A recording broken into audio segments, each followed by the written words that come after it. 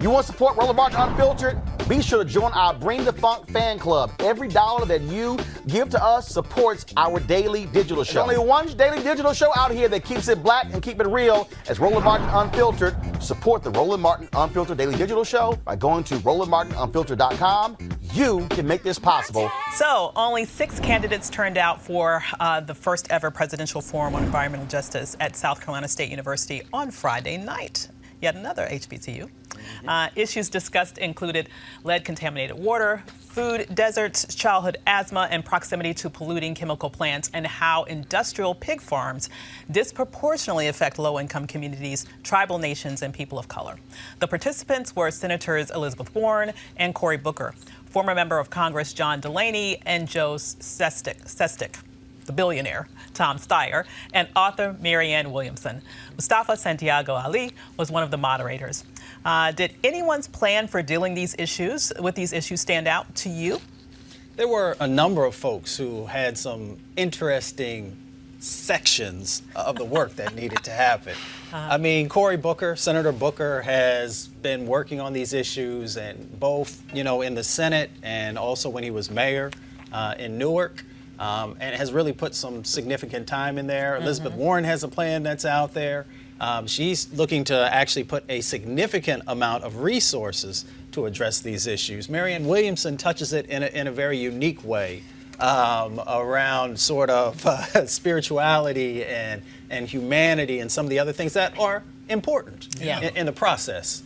And, there are a couple other folks who had some slightly different ways of looking at it. Delaney has a very interesting way of trying to get some resources from sort of a carbon tax, cap and trade. All this stuff, is in the mix. The reality of the realness of this is, do you have a plan to help protect people's lives? Do you have a plan to make sure that their voices are a driver in the policy development? Yeah. And then do you have a plan to actually fund what you're saying you're going to do? I think that last one is a big one because the reality is that in this primary season, there seems to be a lot of people who are talking about a lot of different things, thinking big, and I think this is a moment to think big. But we also have to think about, really, can everything be done that you are talking about doing? And when we talk about this issue in particular, it's been an area that we as a nation really have not focused on with any great degree, even though the need is there. And I also believe the potential is there for employing lots of people in growing industries. So given your discussions with all of these presidential candidates, can you think of one particular example of a proposal that you thought, hey, that seems feasible, I think this can happen? Well, I try and stay unbiased in the process because we still got a long way to go. Absolutely. I think that there are elements of a number of the plans that are feasible. I think since that, Senator Booker has put his out there, let's say of the candidates who showed up. Right. So let's just call out who did not show up. And I'm sure there are a number of reasons why they didn't, even though they had months to be able to lock it down. Unfortunately, former Vice President Joe Biden didn't make it. Right. He had some other things that he felt was more important than the lives of African Americans and Latinx communities and indigenous communities and others. Well, let's say I hope that he cares about those communities. Unfortunately, Bernie Sanders wasn't there. And Bernie has been someone who's talked significantly about climate change and environmental justice, but he was in Iowa. So he didn't make it to South Carolina, where there are a whole bunch of folks of color and others who will be voting, and I'm sure they'll make their own analysis there. Right. Julian Castro, someone who really understands the housing component of environmental justice, didn't make it. And we invited both Republicans also as well as Democrats, and 3 Republicans didn't make it, but it was historic. Yeah. How do you explain the general indifference to this issue? Well, I think that anytime we have folks of color, anytime we have lower income communities, and when we have indigenous populations, if you look down the list of the things that are happening in our communities, and environmental justice touches healthcare, touches transportation, housing, all these different issues, we just don't get the attention that other issues do. Well, I also meant not simply on a macro level, but on a micro community level. I mean, I rarely hear a conversation next door about the environment. Well, but we frame the environment differently than a conservation conversation. Right. We're talking about the 25 million people who have asthma, the 7 million kids, and disproportionately it is our community. So if you ask somebody, if we go into a church or we go into a mosque and we ask somebody, how many folks do you know who has asthma? Everybody's hands going up. And then we talk about, well, do you know where that comes from? And there's actually some things that we can do to address that. When we talk about lead issues in Baltimore or in a number of other, in Flint and so many other places, and we got 3,000 communities that have higher levels of lead than they did in Flint, and we know that our kids are going to be damaged for their entire life once they get that. Once people have that information, they're having the conversations. They're just not framing it the way some of these other organizations and surveys do it. That's a very good point because, you know, at least in my mind, I oftentimes think very differently about, for example, climate change versus environmental justice. And when I think about environmental justice, I think about things like the dump being located near our neighborhoods. You know, I think about the things that you mentioned, like having dirty water that's going to make your kids ill. Yet still, you know, these are things where it's so hard to have the political power to stop the environmental injustice that continues to target our communities with these sort of toxic neighbors that other people vote out of their communities. Like, what can we do to protect our communities to make sure that we're not more likely to be exposed to chemicals that will give us cancer or asthma or any of these other illnesses that disproportionately impact us? Well, we can do one of the things that we talk about on this show, we can vote. But of course, there's the education that comes before that. We can make sure that we're putting folks in office who actually care about what's going on, and then we hold them accountable, whether they're Democrat or Republican or independent. We got to hold them accountable. We can also begin to better utilize our dollars. Stop giving the people who are polluting you, the people who are killing you, your dollars. And sometimes it gets a little more difficult, but we have to have that evolution also inside of our communities. And we got to make sure that in our churches, in our civic organizations, in our schools, that we're actually educating young people and others about what's happening.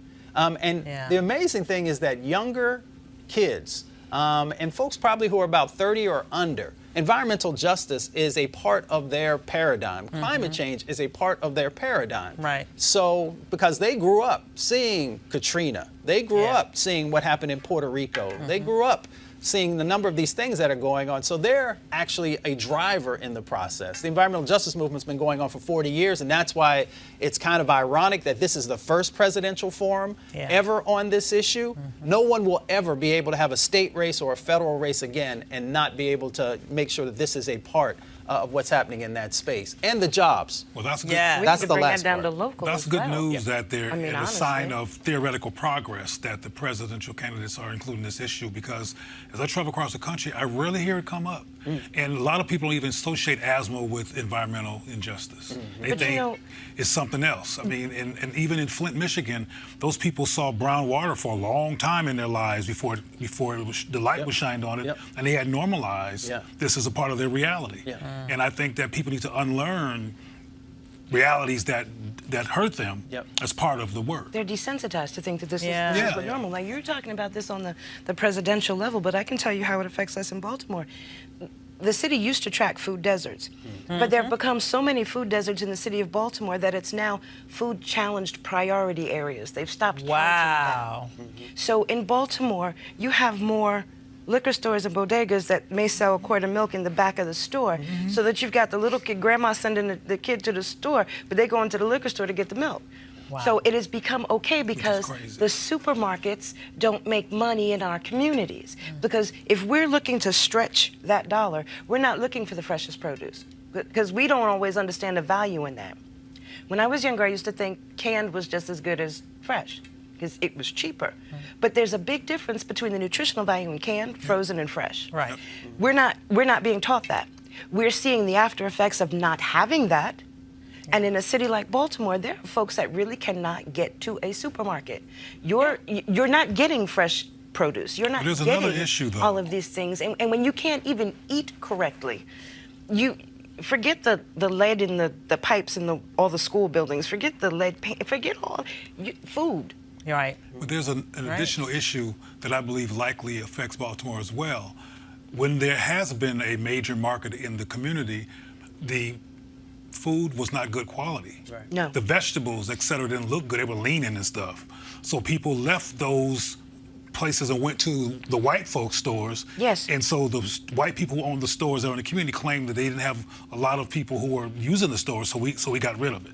As opposed to looking at the institutional racist part of bringing an old watermelon or several old watermelons to a black community store that nobody wants, so they go to the white place, which justifies that there's only these other areas to go to shop. Absolutely. The quality of the food is definitely different depending on the zip code that you're in. Yeah. But let's anchor this in the reality of what's going on in our communities. We have 100,000 people who are dying prematurely from air pollution. That's more than dying from gun violence.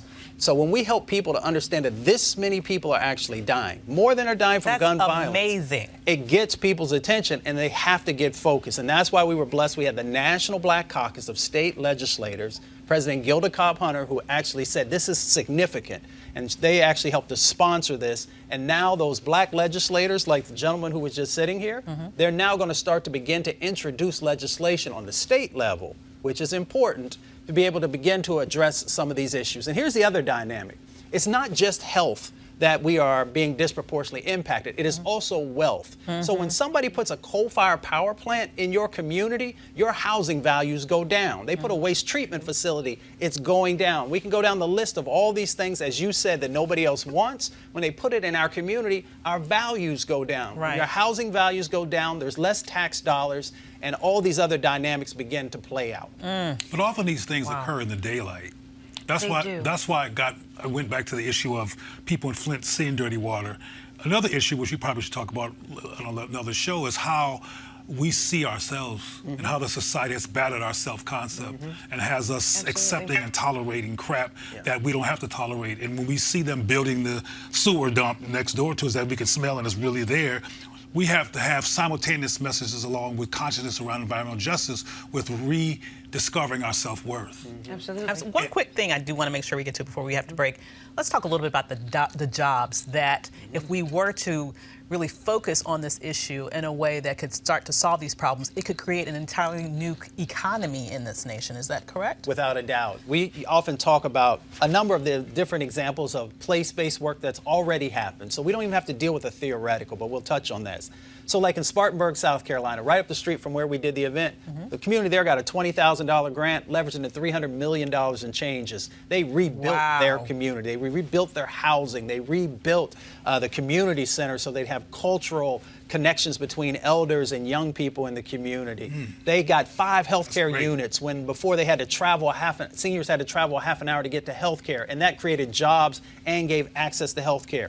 And then on the sort of more larger scale, when we talk about this new clean, green economy that you hear all these candidates talking about, we should be asking them the poignant questions of, so we know we can get people into worker training programs and get them into jobs. How about ownership? Because right now, when we look at solar and wind and thermal and all these other things that are part of that mix, less than 2% of those jobs are owned by people of color, not just African Americans. Less than 2% of all those folks. We have to change the dynamic of the old sort of fossil fuel paradigm.